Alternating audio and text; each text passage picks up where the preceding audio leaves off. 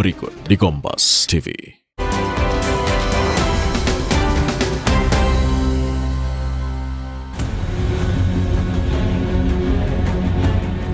Kekeringan akibat kemarau kian meluas. Dampak El Nino mulai dirasakan warga. Di berbagai daerah, hujan makin jarang turun. Tanah pun mengering. Berbagai cara dilakukan untuk mendapatkan air demi memenuhi kebutuhan. Di Kelurahan Jabungan, Kecamatan Banyumanik, Kota Semarang, krisis air bersih mulai dirasakan sejak 1 bulan terakhir. Masyarakat mengalami kesulitan memperoleh air bersih setelah pasokan air bersih dari sumur artesis mulai mengalami penyusutan. Dalam 2 pekan terakhir, pasokan air dari jaringan Pamsimas tidak lagi mengalir secara normal. Kondisi tersebut memaksa warga mengandalkan persediaan air di tandon maupun menunggu bantuan air bersih dari pemerintah dan berbagai pihak. Ya, kalau kemarau biasa sulit, tapi semenjak ada Pamsimas itu untuk nyucinya sekarang udah nggak ke sungai lagi. Bentar lagi kan katanya ada PDAM masuk, cuman tinggal nunggu pemasangan sih. Sudah daftar kemarin. Ini kita dari sumber yang di atas ini karena sudah menyusut, jadi otomatis untuk debit airnya juga berkurang. Memang membutuhkan. Nah, ini harapannya nanti ke depan kita juga berupaya melalui PDAM. Harapannya warga bisa menyalurkan PDAM dari kan sini juga sudah ada, ya, tinggal nanti masyarakat untuk dihimbau untuk ke PDAM karena untuk membuat sumur sekarang kan memang tidak diperkenankan karena juga di sini tandus sekali. Kemarau yang menerpa Kabupaten Banjar, Kalimantan Selatan membuat ratusan hektar lahan sawah petani mengering dan retak sehingga terancam gagal panen. Dinas Pertanian Kabupaten Banjar mencatat sebanyak 331 hektar lahan sawah di 6 kecamatan kini mengalami kekeringan parah. Tanah retak dan mengering dikhawatirkan memicu kerusakan lahan padi yang ditanam karena sulit berbuah akibat pasokan air untuk irigasi sawah terhenti hingga berpotensi gagal panen.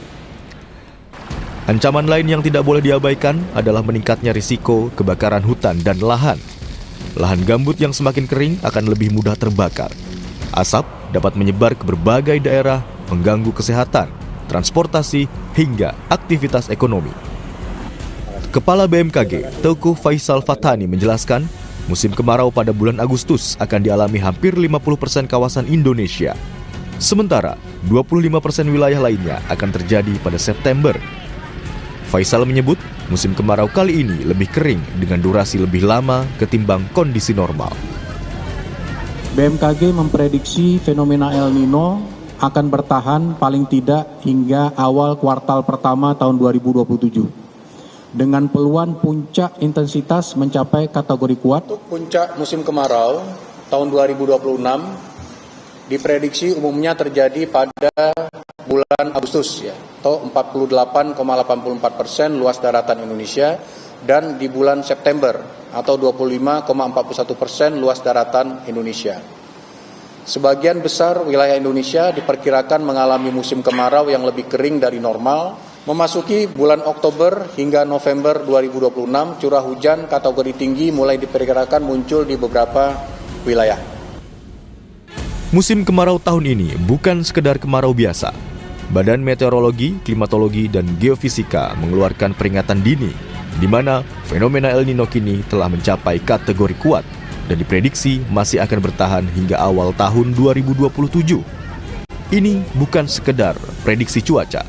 Ini adalah peringatan agar pemerintah pusat, pemerintah daerah, serta masyarakat segera melakukan langkah antisipasi sebelum dampak yang lebih besar benar-benar terjadi.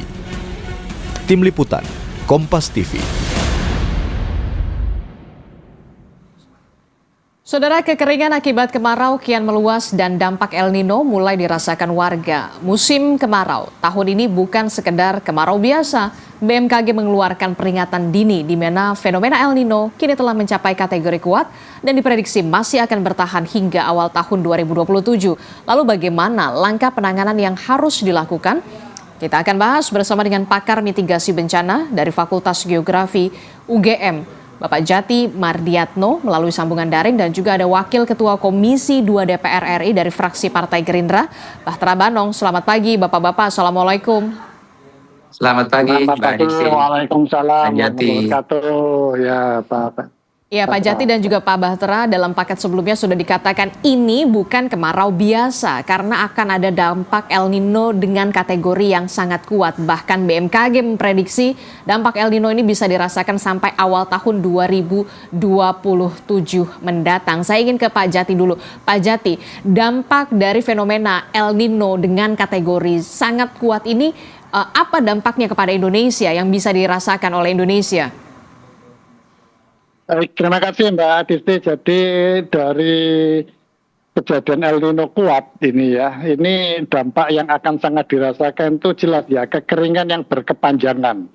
Nah, karena kering yang berkepanjangan, maka yang pertama itu kita harus lihat bahwa ketersediaan air itu akan sangat terbatas. Nah, karena ketersediaan air itu akan sangat terbatas, maka apa? Potensi untuk terjadinya kegagalan panen, banyak lahan busuk itu akan sangat besar. Sehingga memang pada waktu BMKG sudah memprediksikan akan terjadi El Nino kuat itu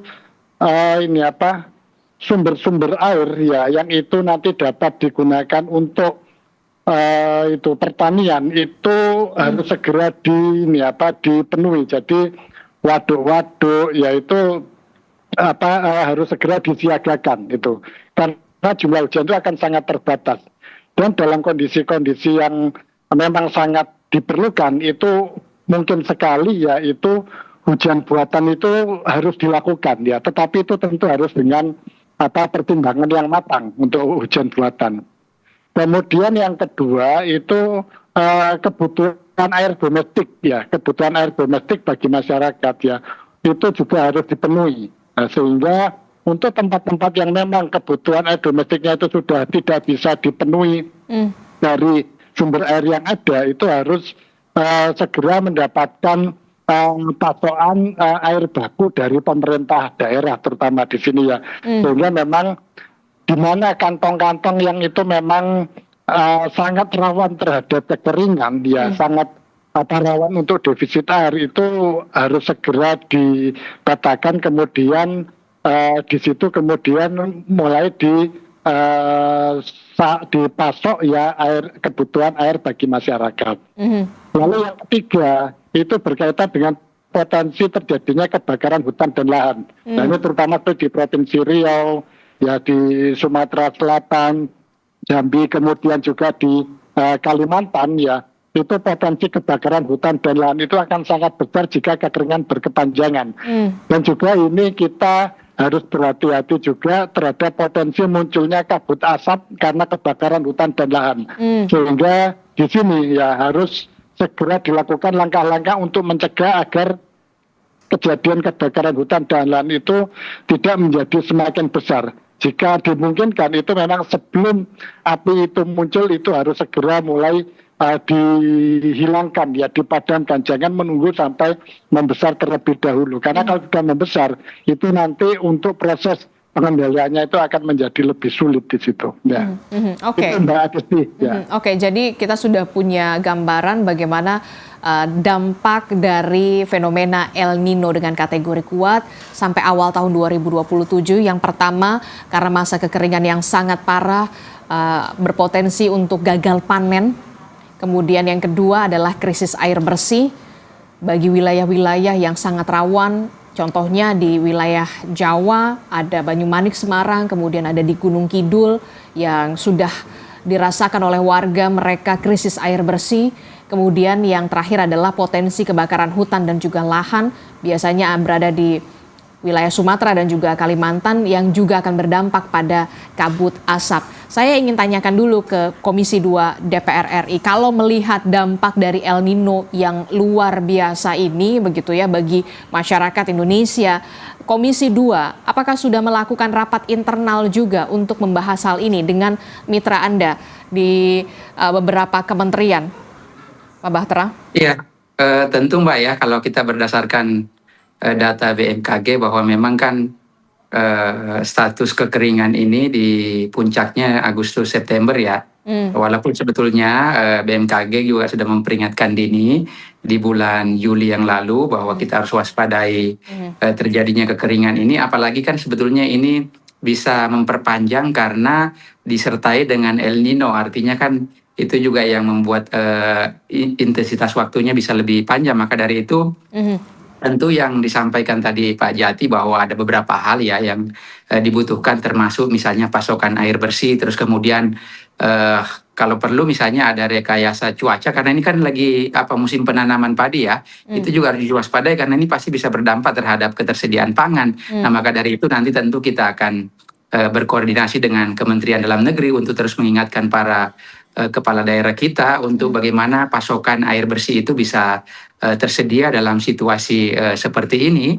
Terus kemudian pasokan pangan juga harus dicek betul ya agar ketersediaannya bisa terpenuhi. Dan kalau kita lihat data-data kan termasuk misalnya di Jawa Barat sudah ada 13 kabupaten kota dan 8 kabupaten status siaga, dan karena ini relatif waktunya bisa lebih panjang karena disertai dengan El Nino, ini juga bisa menyebar ke daerah-daerah lain seperti misalnya Jawa, ya NTT, Kalimantan, terutama Kalimantan Selatan, belum lagi Sulawesi. Dan yang menjadi problem nanti itu kalau misalnya kekeringannya makin panjang, akhirnya bisa merebak ke berbagai daerah, terutama daerah-daerah misalnya yang punya kawasan atau lahan yang luas, dan ini harus diwaspadai bahwa harus ada himbauan juga terhadap masyarakat dalam situasi seperti ini. Jangan sampai misalnya ada misalnya yang kadang-kadang kan orang melakukan pembakaran mungkin niatnya tidak membakar yang lain-lain, tapi nanti bisa merebak ke daerah tertentu yang akhirnya bisa menyebabkan kebakaran hutan, dan sehingga itu juga bisa harus diantisipasi sejak dini. Maka dari itu kami meminta bahwa pemerintah pusat terus berkoordinasi dengan pemerintah daerah, baik itu pemerintah provinsi maupun kabupaten kota, agar hal-hal yang dibutuhkan masyarakat ya, yang sesegera mungkin harus kita penuhi, terutama misalnya tadi soal pasokan pangan, terus kemudian air bersih, ini harus di cross check betul ketersediaannya sehingga tidak menimbulkan kekurangan-kekurangan di saat situasi yang seperti ini atau kekeringan yang sedang melanda negara kita. Oke, saya ingin ke Pak Jati. Pak Jati, ini kan kalau kita lihat ini bukan kemarau biasa, itu artinya penanganannya pun harus luar biasa, begitu ya. 13 provinsi kekeringan, 6 diantaranya sudah berstatus sebagai darurat bencana. Nah, bagaimana kemudian seharusnya mitigasi yang dilakukan oleh pemerintah daerah setempat yang sudah berstatus darurat bencana dengan koordinasi dengan pemerintah pusat? Apa langkah mitigasi yang harus segera dilakukan untuk menghadapi ini, Pak Jati? Baik, Mbak. Terima kasih Mbak Adisti. Jadi langkah-langkah mitigasi yang bisa dilakukan itu yang pertama itu adalah mengidentifikasi ya dampak-dampak yang berpotensi terjadi. Jadi kalau dampaknya itu adalah terhadap kebutuhan pangan tadi ya, maka tentu harus segera disiapkan ya pasokan untuk bahan pangan yang itu nanti akan sangat diperlukan oleh masyarakat, karena dampak dari gagal panen ya itu nanti akan berdampak terhadap terjadinya kelaparan. Nah ini kalau kelaparan itu terjadi, itu artinya apa? Itu berarti kan tidak ada bahan pangan yang bisa dikonsumsi oleh masyarakat. Nah ini harus segera diantisipasi. Nah itu kita bisa melihat dari sebaran ya wilayah-wilayah yang memang itu akan berpotensi mengalami kekeringan, gagal panen, kemudian ada potensi kelaparan. Nah ini bahaya ikutan dari kekeringan itu adalah kelaparan itu. Kemudian yang kedua, mitigasi yang selanjutnya itu tadi berkaitan dengan untuk pertanian ya, itu agar tidak terjadi gagal panen ya, itu maka dimungkinkan untuk modifikasi cuaca. Tapi sekali lagi modifikasi cuaca ini harus dengan pertimbangan yang matang, karena kalau perhitungannya tidak tepat nanti itu bisa jadi juga akan bisa menimbulkan bencana yang baru gitu. Jadi itu yang harus hati-hati. Lalu yang ketiga, mitigasi untuk kebakaran hutan dan lahan. Nah ini tadi maka pemantauan terhadap mana tempat-tempat yang itu akan berpotensi untuk mengalami kebakaran hutan dan lahan itu harus segera dilakukan pemantauan secara intensif ya, patroli ya di wilayah-wilayah lahan-lahan gambut ya, itu yang nanti jika ditemukan adanya potensi kebakaran ya, adanya hotspot ya, dan ini bisa juga dilakukan pemantauan dengan menggunakan citra penginderaan jauh, mana lokasi-lokasi yang memang di situ berpotensi untuk mengalami kebakaran hutan dan lahan. Nah, itu harus segera dilakukan upaya pencegahan dengan cara meminimalkan ya terjadinya titik-titik yang akan menimbulkan kebakaran hutan dan lahan. Seperti itu, Mbak. Oke, saya tertarik dengan adanya perspektif Anda soal gagal panen, jangan sampai ada potensi kelaparan di sana. Ini yang harus dicegah oleh kementerian terkait, dalam hal ini adalah Kementerian Pertanian, Kemenko Pangan. Jangan sampai kemudian ketika gagal panen baru kemudian menyalahkan cuaca. Kan sudah diperingatkan oleh BMKG. Ini musimnya musim kemarau, akan ada El Nino, kemaraunya panjang. Nah, fungsi pengawasan DPR, Bung Bahtera, bagaimana fungsi pengawasan DPR untuk bisa memastikan jangan sampai ada potensi gagal panen, kelaparan juga di sana, karena kita menghadapi situasi kemarau yang cukup panjang, Bung Bahtera?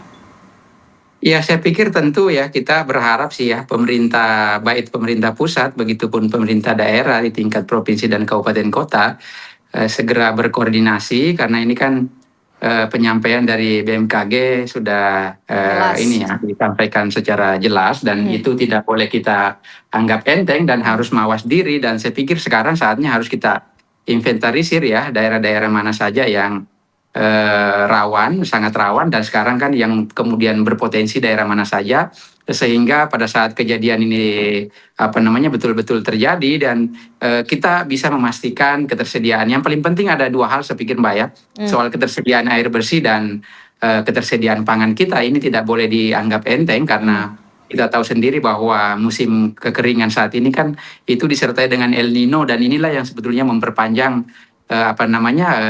durasi kekeringan. Durasinya bisa lebih panjang. Maka dari itu pemerintah daerah semua harus berkoordinasi, begitupun dengan BPBD-nya ya, BNPB dan BPPD juga harus menyiapkan, dan kita tidak boleh menganggap enteng. Kalau perlu misalnya disiapkan posko-posko di beberapa daerah yang betul-betul yang sudah mengalami dan sudah terjadi, dan yang paling penting adalah kita juga harus mempertimbangkan pencegahannya ya. Jadi di suatu sisi juga kita siapkan stok pangan dan stok airnya, tetapi di sisi lain kita juga harus ini, terutama yang spot-spot yang rawan ya, harus diwaspadai. Itu juga harus dilakukan pemantauan secara rutin, secara berkala, sehingga bisa diantisipasi kalau misalnya ada kejadian-kejadian seperti misalnya kebakaran hutan, ataupun misalnya sawah-sawah yang kita anggap bahwa berpotensi gagal panen. Itu semua harus diantisipasi antara pemerintah pusat dan pemerintah daerah, dan ini nggak boleh, sekali lagi ya, ini tidak boleh dianggap enteng karena sudah ada peringatan dari BMKG. Kadang-kadang kan kita ini nanti kejadian baru kita sibuk semua mengurusin ya, padahal sudah ada early warning dari pihak terkait, terus kemudian kadang-kadang kita menyepelekan itu. Nah, kita minta kepada pemerintah pusat juga berkoordinasi dengan pemerintah daerah agar situasi ini jangan dianggap enteng. Oke, situasi ini jangan dianggap enteng begitu ya, karena sudah ada early warning juga dari BMKG untuk bisa menginformasikan sudah jelas akan ada kemarau panjang di sana sampai durasinya bahkan awal tahun 2027 karena dampak fenomena El Nino yang kategorinya kuat. Nah, kalau saya ingin tanya ke Pak Jati, perlukah ada semacam dalam tanda kutip ya satgas atau semacamnya di pemerintah pusat untuk bisa menyatukan koordinasi antara kementerian dan juga lembaga begitu ya, untuk bisa mengatasi ini? Kalau menurut Anda memang sudah se-urgent ini atau bagaimana? Baik, terima kasih Mbak. Jadi saya kira tidak perlu lah kalau membuat satgas khusus ya, karena sebenarnya sudah ada BNPB ya. BNPB itu salah satu fungsinya adalah melaksanakan fungsi koordinasi penanggulangan bencana. Ya tinggal menguatkan saja fungsi BNPB ya, kita kembalikan kepada fungsi semula BNPB sebagai badan yang mengkoordinasikan penanggulangan bencana itu. Nah, ini saya titip juga untuk Pak Bahtera ini, BNPB tolong dikuatkan Pak, karena memang dari kelahirannya BNPB itu memang memiliki fungsi sebagai fungsi koordinasi terutama. Jadi semua kementerian, lembaga maupun semua organisasi yang berkaitan dengan penanggulangan bencana, terutama pada saat sebelum kejadian bencana. Jadi sebenarnya kan kejadian kemarau panjang yang diikuti El Nino ini kan sudah diprediksikan oleh BMKG sebelumnya. Nah, sehingga mestinya kan sudah, karena ada peringatan dini, maka langkah-langkah antisipasi dari peringatan dini tadi kan sudah bisa dilakukan. Sehingga betul tadi Pak Bahtera, kita jangan terlalu sibuk pada saat kejadian darurat seperti ini. Jadi jangan sampai kita kembali lagi kepada paradigma respon. Paradigma kita itu adalah paradigma kesiapsiagaan, gitu Pak. Jadi untuk paradigma penanggulangan bencana itu kan kita sejak ada Undang-Undang 24 2007 tentang penanggulangan bencana, kita sudah lebih banyak mengalihkan untuk penanggulangan bencana itu untuk meningkatkan kesiapsiagaan, bukan pada respon lagi. Ya, respon tetap penting, tetapi itu kita lakukan setelah kita melakukan hasil pengkajian risiko bencana, Pak.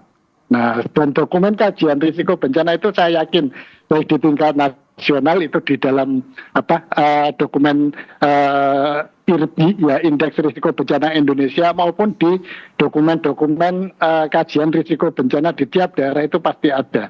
Itu sudah cukup untuk kita melakukan antisipasi, ya, kesiapsiagaan untuk menghadapi semua ancaman bencana, termasuk kekeringan yang sedang kita hadapi ini. Terima kasih Mbak. Oke, kalau saya ingin tanyakan secara singkat begitu ya ke Pak Jati. Pak Jati, 3 poin masukan Anda untuk DPR dan juga untuk pemerintah pusat dalam hal ini untuk bisa memitigasi, untuk bisa melakukan penanganan untuk menghadapi kemarau yang panjang disertai dengan fenomena El Nino dengan kategori kuat.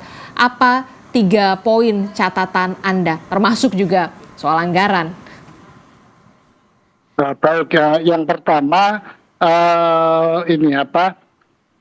jelas ya koordinasi ya antara pusat dan daerah dalam kaitannya penanganan bencana ini penting, dan berikan kewenangan kepada BNPB dan BPBD untuk mengkoordinasikan upaya penanggulangan bencana ini. Kemudian yang kedua ya anggaran, ya, jadi sebenarnya anggaran itu akan lebih pas ya kalau itu sebetulnya banyak dilakukan pada masa sebelum kejadian bencana, sehingga anggaran yang nanti akan dikeluarkan pada masa darurat itu bisa diminimalkan. Karena karena kita sudah bisa melakukan upaya-upaya mengurangi risiko tadi, sehingga dampak dari bencana itu bisa diminimalkan. Kemudian poin yang ketiga itu adalah libatkan semua komponen, ya, semua komponen masyarakat untuk menanggulangi bencana yang kita hadapi tadi. Karena masalah bencana itu adalah urusan bersama, bukan hanya urusan pemerintah, bukan hanya urusan DPR, ya, tapi juga itu adalah semua komponen yang ada di masyarakat yang kita sering sebut sebagai multiple helix tadi, termasuk juga dunia usaha, ya, media dan semuanya. Ya, terima kasih Mbak. Oke, saya ingin ke Pak Bahtera. Kekeringan ini kan sebenarnya bukan pertama kali terjadi ya di Indonesia begitu ya. Kita sudah beberapa kali menghadapi kekeringan yang semacam ini, tapi langkah fungsi pengawasan dari DPR apa yang bisa didorong oleh DPR kalau saya tanyakan kepada 3 poin catatan Anda, Bung Bahtera? Yang paling penting mungkin yang harus ditingkatkan adalah soal koordinasi ya. Karena ini sudah ada early warning dari BMKG, ini tidak boleh dianggap enteng sekali lagi ya. Kita harus mawas diri, jangan nanti kemudian kejadian baru kita sibuk untuk menyiapkan semuanya. Jadi sejak awal harus dipersiapkan, koordinasinya harus terus dilakukan antara pemerintah pusat, pemerintah daerah, baik itu BNPB, begitupun BPBD-nya, agar kita selalu siap siaga melewati musim kekeringan yang berkepanjangan ini karena disertai dengan El Nino. Dan yang kedua adalah pemerintah kami minta ya untuk mengecek soal ketersediaan air bersih dan pangan, terutama spot-spot daerah-daerah yang dianggap kategori sangat rawan. Terus kemudian yang kedua tentu daerah-daerah yang kalau misalnya kekeringannya makin panjang akan melebar ke daerah-daerah yang bisa terjadi kebakaran-kebakaran hutan. Maka dari itu spot-spot ini dan harus terus disosialisasikan juga ke masyarakat. Karena jangan sampai kan kadang-kadang peristiwa-peristiwa kecil akhirnya bisa menyebabkan kebakaran hutan dan lain-lain. Nah, ini harus dilakukan terus sosialisasi kepada masyarakat bahwa di bulan Agustus sampai September ini kita mengalami puncak kekeringan. Nanti walaupun sebetulnya nanti di Oktober ya sudah mulai ada hujan, tetapi kan ini kan karena El Nino ya, jadi bisa jadi sampai di akhir tahun musim kekeringan ini bisa berlangsung. Dan menurut saya pemerintah pusat dan pemerintah daerah harus terus melakukan koordinasi yang baik, meningkatkan kewaspadaan karena sudah ada peringatan dari BMKG sehingga kita selalu mawas, tidak kemudian nanti peristiwanya makin besar ya, kebakarannya sudah di mana-mana atau kekeringannya gagal panennya di mana-mana, baru kita antisipasi dan itu bisa memperberat kerja-kerja ini. Maka dari itu harus diselesaikan dari awal. Tentu kami dari DPR akan terus mensupport terkait soal anggaran yang berkaitan dengan ketersediaan pangan, ketersediaan air bersih, terus kemudian kalau perlu memang tadi misalnya dibutuhkan soal rekayasa cuaca ini, tetapi kan tadi harus dihitung betul kalau misalnya memungkinkan, terutama daerah-daerah yang sedang mempersiapkan untuk panen-panen dan mudah-mudahan tidak ada kegagalan panen, itu harus disiapkan semua sehingga harus simultan ya bekerja samanya, dan kita juga harus semua melibatkan diri lah untuk menghindari agar kekeringan ini tidak parah di daerah-daerah lain. Oke, baik, kita akan lihat bagaimana pemerintah pusat untuk bisa mensinergikan ini dengan pemerintah daerah begitu ya, dan ini juga sudah menjadi atensi dari Presiden Prabowo Subianto dalam hal menangani dari dampak kekeringan dan juga El Nino. Terima kasih Ketua Komisi 2 DPR dari fraksi Partai Gerindra, Bung Bahtera Banong, sudah bergabung bersama kami. Kemudian juga ada pakar mitigasi bencana dari Fakultas Geografi UGM, Pak Jati Mardiatno. Terima kasih Bapak-Bapak. Terima kasih Mbak Adisti. Selamat pagi. Terima kasih Mbak Adisti. Terima kasih Pak Bahtera. Sampai ketemu lagi. Ya. Saudara, informasi penting lainnya masih akan kami hadirkan usai jeda. Iran mengklaim menghantam kapal tanker minyak Kavo Malaysia